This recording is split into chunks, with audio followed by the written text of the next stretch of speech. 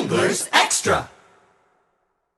Back here on the Anglers Extra pregame show. It's time now for the catch of the day. I'm Keith Zubro. Today we have David Speer. David, how are you? Good, how are you? I'm good. David, you come over here from Bourne after starting the summer there. What's the transition been like pitching for two different teams on the Cape?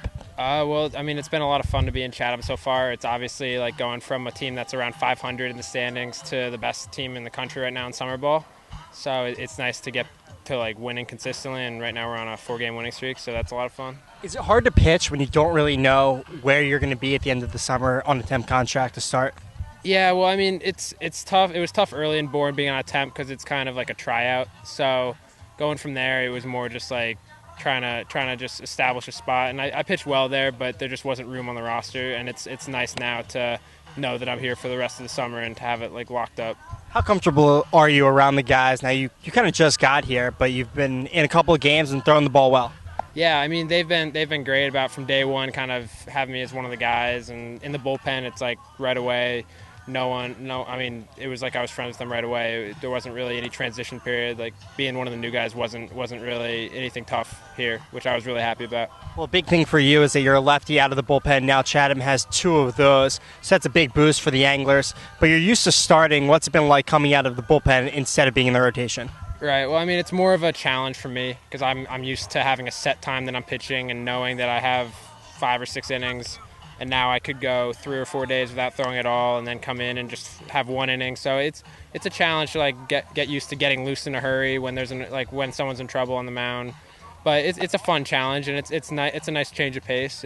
It's nice to like limit my innings too. So I'm not working myself too hard for when I get back to school. Every appearance you had for Columbia, and you were a first-team All-Ivy selection, was in the rotation. Right. How's the mindset differ in terms of preparation? Now, you mentioned that you don't exactly know when you're going to come into a game. Is it hard adjusting back to what it was like your freshman year when you were a reliever? Well, it's less of a scouting approach. Like when I'm starting, I look through the lineup with my coach. I look and see like what their tendencies are, whereas relieving, it's more just sticking my guns. It's going in with 2 pitches I can throw for a strike, for me a fastball, a curveball, and sometimes a slider.